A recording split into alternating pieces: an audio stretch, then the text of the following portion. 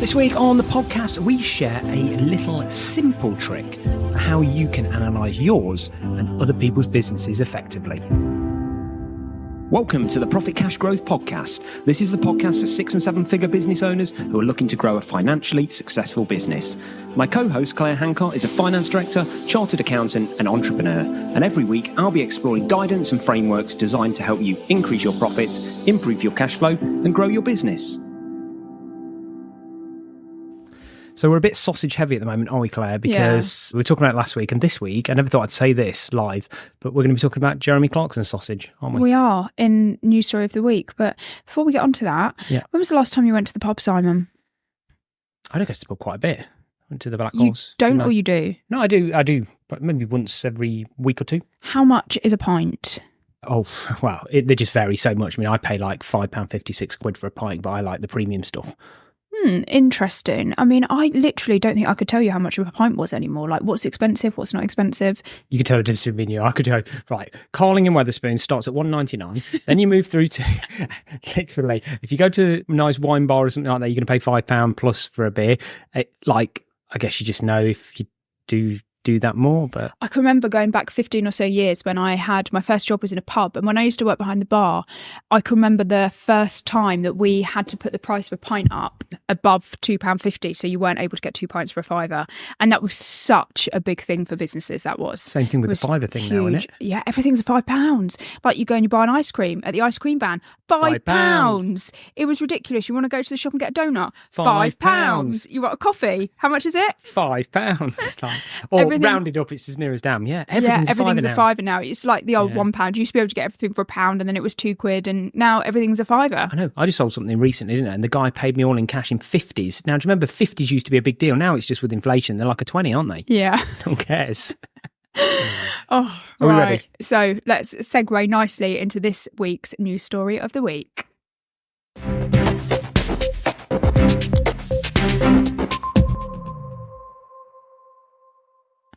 So this week we want to talk about Jeremy Clarkson's pub, don't we? So if anybody... Everyone's talking about this, aren't they? Everyone, well... have been. We're a few weeks late because he opened a pub on the 23rd of August, and he said that he did it because if anyone's watched Diddly Squat on Amazon, then everybody will know that he opened a restaurant and really struggled with the planning permission and the local authority to keep it open. They shut him down, and he wanted to build a restaurant. He said that that was the most viable thing to do with the produce that his farm was making. But rather than build one, he said that he looked to take over a rundown, deserted pub in the local area. So that's what he did. And what's it called? The Farmer's Dog. Yeah, the Farmer's Dog. Yeah. And there's been mixed reviews about it. I think it's probably more of a tourist attraction than a pub. I think it's fair to say. Everything he does is just that. I mean, a friend of mine drove to have a pint of Hawksmoor because this is all linked to a couple of things. He's like, he makes out like he's never making any money on this stuff. It's all just a bit of a joke. And he's launched his own like Hawkstone beer, and it's in like supermarkets and everything. You don't launch a big brand like that. I don't know. He made this very, very clear that the only reason he makes any money from this is because Amazon are paying for it. But yeah, just the filming. Yeah. I get that. Because it's done. You would never do this if it wasn't done for a TV show. But isn't this the power of I know it's done on a really grand scale, but basically all he's doing is content marketing and monetizing it. Yeah. Like any YouTube influencer and various other things, but he's just doing it on a really grand scale. He's creating entire businesses just so people can film the journey and blog it. I do think it's really interesting. I'm not going to lie. I didn't dislike him, but I didn't particularly love him from Top Gear. I thought he was a bit of a goof, to be fair. But seeing him on the Amazon series about the farm, and I just thought he clearly works incredibly hard, actually. It's really, really tough, and I think he's doing a really good job at raising awareness of actually what it's like to be a farmer in the UK. Any business owner, I think he's just showing how hard it is to run a business, isn't he? One of the things that he talked a lot about in the farming program, but now he's also touched upon in the pub, is about some of the regulation and the bureaucracy that he's got to go through. And he just told this ridiculous story about how he found this vintage tractor that was like refurbished, and he wanted to hang it from one of the beams in the middle of the restaurant, and they had to get like an engineer out to test the weight of the beam and make sure it was okay for the tractor, and they said no, the wooden beam isn't strong enough, you have to put a metal beam in. And so they had to put this metal beam in, and then they had to paint it with this special fire retardant paint. And Jeremy Clarkson's like, why do we need fire retardant paint? Like, steel can't burn. And then they said, well, that steel can twist and bend if it's in heat for so long. And Jeremy Clarkson's like, this is absurd, because if that beam is in fire, the person standing under the beam is also in fire and is therefore dead from the fire. And the last thing we've got to worry about is whether this bloody tractor falls on their head or not, because the steel beam melts in the fire. It's like, imagine the sheer volume of heat to twist and melt twist steel. Nobody's going to live through it. So yeah, it's just the absurdity of some of the bureaucracy that he's dealing with that he talks a lot about. And I very much imagine that there will be a full Amazon series on this pub. But one of the things that really struck me, do you know how he set his prices, Simon? No. He used AI. He literally asked AI what the average price of a roast dinner, of a pint, of a bowl of chips in his local area was. And that is how he set his pub pricing. Didn't we, or you do a YouTube video on setting pricing and all the different ways you could do it, cost plus and various other things. And one of them was not put it into ChatGPT, was it? No, I wouldn't say I'd recommend that for anybody. Actually, the most common thing to do in like food and beverage industries is actually you do like the cost plus. So you work out what your costs are and then you add on ideally 70% margin for food, but realistically it's more like about 60%. But that's how most pubs work, is that they'll be doing like a cost plus. But yeah, he asked ChatGPT, and actually I had a look at his menu and I didn't think it was that expensive for what he's charging. I think like a roast dinner was around 15 quid, which I actually thought was quite cheap for like farmers' the area as well. produce. He's in Oxfordshire. Yeah. And one of the things that he has been quite open about is saying every single product sold or used is 100% British. So even down to like the black pepper is 100% British. And he said if you import that, it's like £10 a kilo. But if you buy British stuff, then it's £100 a kilo. And he said he can't sell like Heinz condiments. He can't use Heinz condiments because none of it's British. Like, it's actually really incredibly difficult to find solely British produce. And he reckons that every customer that walks in his door loses him about £10. Yeah, he's going big on this thing about, I've done this pub, but it's definitely not going to be profitable. It's kind of his rate. And we did say at the beginning that we're going to talk about his sausage, didn't we? So just to make sure I fulfill everyone's hopes and dreams here, the point that he made, which you've kind of alluded on anyway, he's saying, look, he's using his own sausages by his own slaughtered pigs, and the cost per sausage into the pub is 74 pence versus an imported pig sausage, which would be 18 pence. He's just not going to make any money, is he?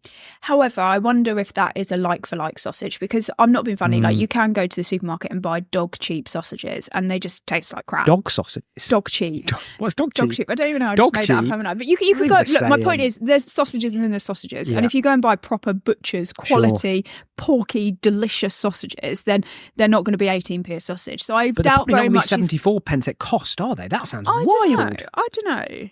It's wild. Yeah, that sounds wild, doesn't it? So I think he's going to struggle a little bit with that, which is interesting. But I feel like he absolutely could make it profitable. He just needs to put his prices up and not use ChatGPT to set his pricing, because the amount of people that flock there and how popular it's been already just shows that there is demand for it. And actually, the demand is outstripping the supply. So therefore, that's a sign that you need to put your prices up and sort of try and equalise the demand and supply bit. The reason that you know that this is just all a big PR stunt and not a proper business is that if he looked at his market dynamics of the level of supply and demand, he could literally double or triple the prices. He's just a tourist attraction. He's like an Alton Towers. He could charge 50 quid for his roast dinner. I feel like I might have just said that, Simon. People would literally come there. But why doesn't he charge it? That's my point. Why is he charging these average... You're absolutely right, I'm looking at all the prices. Why is he charging these average prices? Because I think... $6.50 for a beer. I think what he's trying to do is represent the average business owner, the average pub owner. That's and obviously they wouldn't have that luxury of, whacking their prices up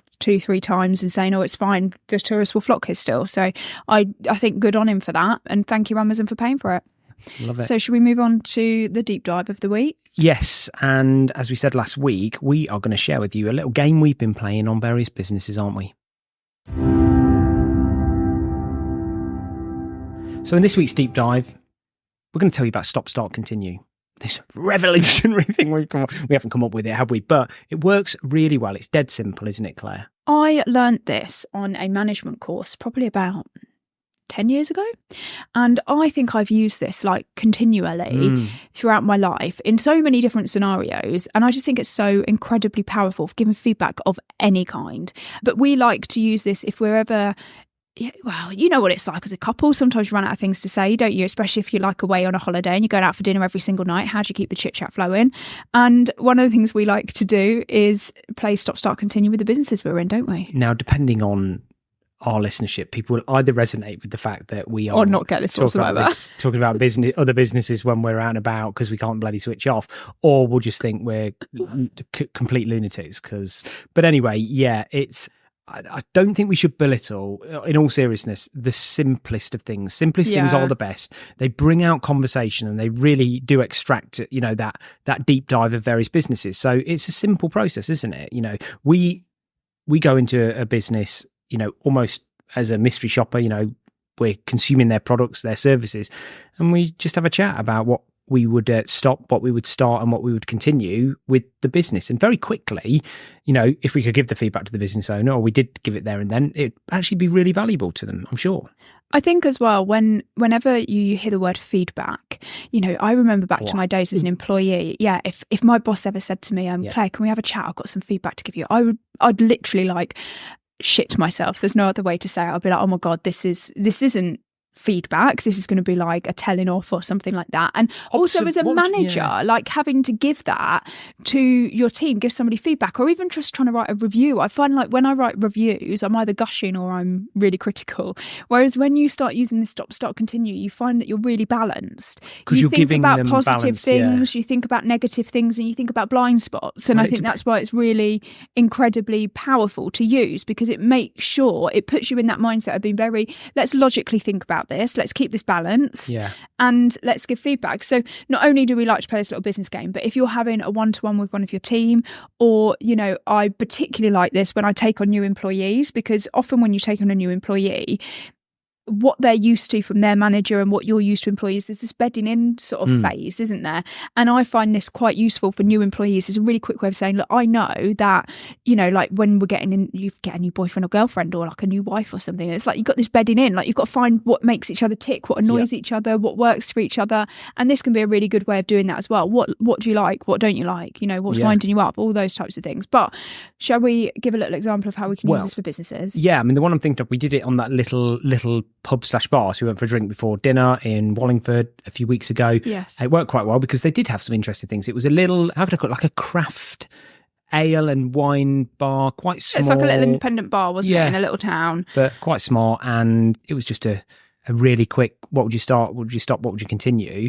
I remember a few of the things that picked out to me that you wouldn't even think about if you're the business owner. Like the thing that I'm like, please continue this, I love it, was... Well, should we start with stop? If you want, yeah. So what's stop? So when we're saying stop, it's what are you doing that I don't want you to keep on doing?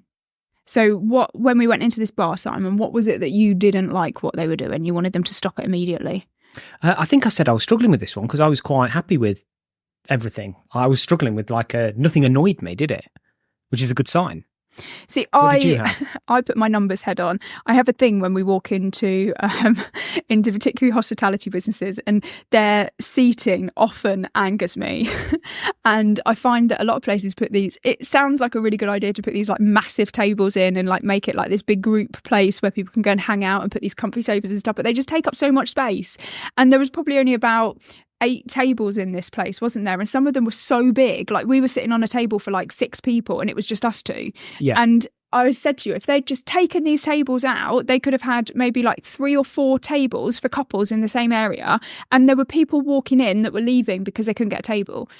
Yeah, really weird, because I looked at it the other way around and I was like, please continue giving me this massive table because I've got loads of space. I'm not crammed in. It depends how you look at it, doesn't it? Because as a customer, that's great. You're looking at it actually from the business owner's perspective. I'm looking at it from a business owner's perspective. Yeah. So from a finance perspective, I think that was a really... You're thinking you're not maximising your opportunity of this space here. Yeah. But the thing is when I see that, I then think, okay, so this is a business owner that perhaps is not making decisions based off the numbers. What else in their business is not quite working well? And then therefore I connect that how well is this business operating as a financial business to how good my service is likely to be, because I think it's highly unlikely that extremely well-run businesses are just really well-run but they don't have good profits. You tend to not find the two tend to be connected. Yeah. So if I think a business is making poor financial decisions, I think that therefore other decisions in their business are probably lacking as well. Great. So continue. The service was absolutely spot on, wasn't it? The staff They were made brilliant. the drinks really quickly at the bar. Made such good drinks. It was really good. And the quality of the drinks. Didn't we say just continue giving us great, delicious drinks, Yeah, please? we did actually. We did so say the that. product itself, that's the product. Yeah, that fantastic. was really good. So we actually both agreed on what we thought that they should continue to do. They had great service, great atmosphere and great products. So they've got those three things nailed. They could just fit more bloody people in their bar. I had like a continue that went into a start, which was about the fact that I liked the fact that their prices of their drinks and the drinks were really well displayed. This was almost halfway there. They had these like electronic TV screens, didn't they, with the beer on it, and it kind of had the alcohol content and the price under it. But for me, the start was I couldn't read it. Well, there was two things. So we walked into the bar and they had cocktails, but it was like on the side wall behind one of the tables. So you couldn't even really see the cocktail menu to start off with. You couldn't see what it was when there were people sitting in front of it. And it wasn't clear that they did cocktails. There was no big sign above the bar saying we do this, this and this or anything like that. There was no menus to take back to your table. Nope. And then there was like a TV screen with all the different craft beers on, but it was so small that your poor little eyes couldn't see it, could they? Your old man eyes. I had a genius idea though, didn't I, to solve it while we were in it. Do you remember what it was? What was it? Do you remember about embedding the drinks menu into the table behind a plastic cover? So literally carve out, imagine every table in the bar just had a little carving out the middle of the table with the actual whole drinks menu and everything that's available in it. You just cover it with a sheet of plastic so it can be wiped down and all the rest of it and permanently there. Why don't every bar just do that? Do you know what this is? I think that particularly like you went out for drinks with your mum and dad, didn't you? And they're not like old, but they're in their late 60s now. And the cocktail bar, like the menu was just so confusing and intimidating, and they didn't understand anything. They couldn't understand what they were supposed to order because they put these really fancy words and names and things like that. And I understand that there's a certain demographic that this bar is appealing to, but particularly if you're in a small town, you need to try and go for footfall rather than trying to be the place that the young people go or the old people go and things like that. And if you just simply don't have it so that your customers can clearly see what you're offering, then that's a complete barrier to somebody coming into your business. It's like the most basic of things as a business that you're missing if people don't understand what you sell. They say it's literally the most frustrating thing that frustrates me immensely. It's put your prices up so we can see how many people just walk away from something because they can't work out what the price of something is. They can't work out how to order it. Exactly. And, the place you alluded to, I mean, it was just, I think they thought they were being clever, but basically they listed all the cocktails, but instead of listing the alcohol that was in them, they listed the brand of alcohol. So it was like, it was stuff I didn't even know. So they used the brand of tequila they'd use.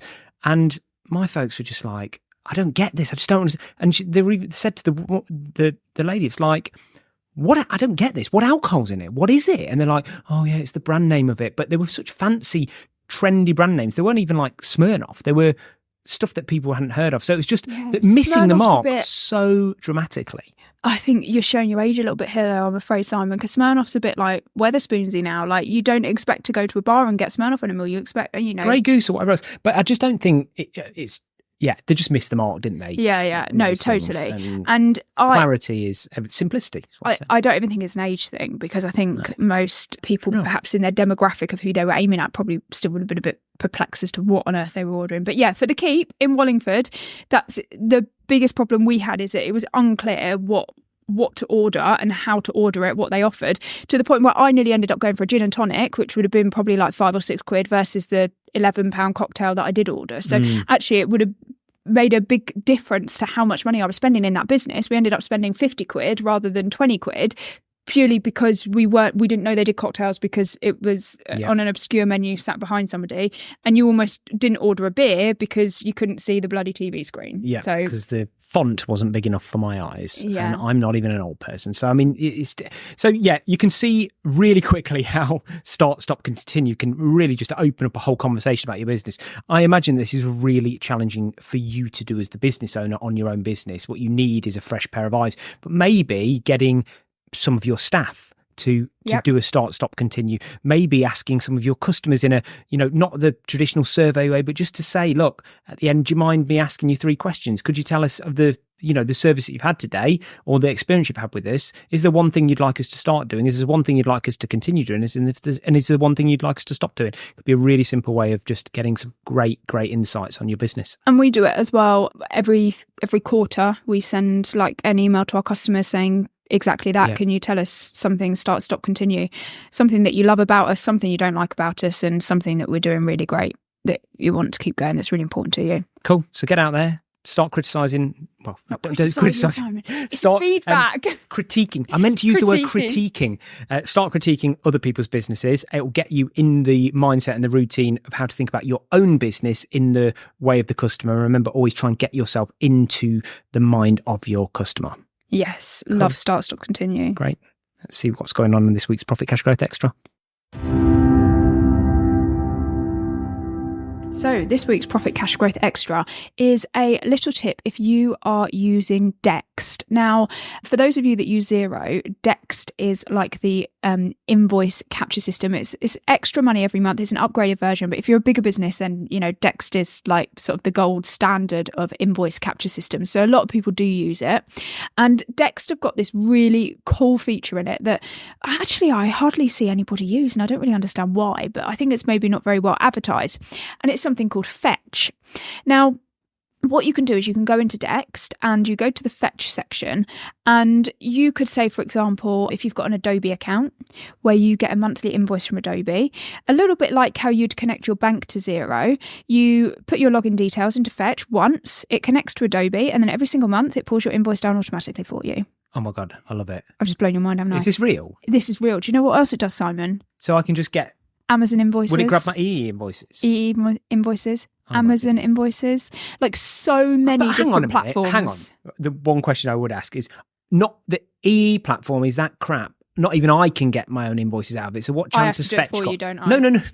Physically, it's it does different logins and stuff. It's just technically crap. So I'm guessing Fetch is going to struggle with that a little bit, unless their system's really good. Fetch is integrated with over 1,000 different businesses that you can collect invoices from. So that is cool. Amazon, for example, particularly if you're buying lots of like supplies for your business through Amazon, eBay, all of those big ones like booking.com, all of those types of things are all on there. Airbnb, like hotel.com, trainline.com, they're all on Fetch. So you literally, if you've got an account, and this one of the most frustrating things about doing bookkeeping for businesses is trying to get copies of receipts from business owners. And I'm quite sure that on the flip side, being a business owner, constantly getting somebody bug you when you're trying to grow your business, somebody saying, can I have your £3.99 receipt for the coffee that you got on McDonald's? You probably just think, F off, like this is so low level. Actually what I say to you, isn't it? That is what you say to me, yeah. So this can just really do away with some of that friction, because all of the invoices will be pulled automatically. So it's just, go on there, just set it up once. You as a business owner have got to do it because you've got to put your login credentials into the platforms, but you just do it once and then those links are there for life.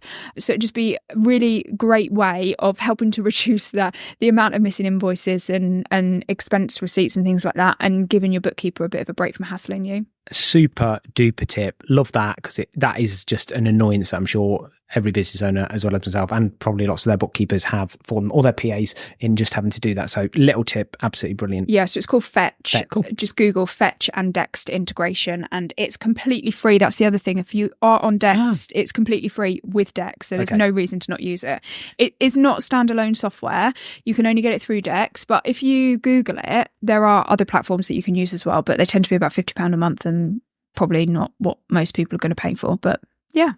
Amazing. Well, as always, thanks for joining us for this week's podcast. We'll see you again next week. And if you feel like you might have outgrown your current accountant, you'd like to chat with Claire and the team at Profit Cash Growth, go to profitcashgrowth.com, where you can book a call or book a business review to chat to the team there and see if we can help you out. And as always, please rate, review and subscribe us wherever you found us if you like us.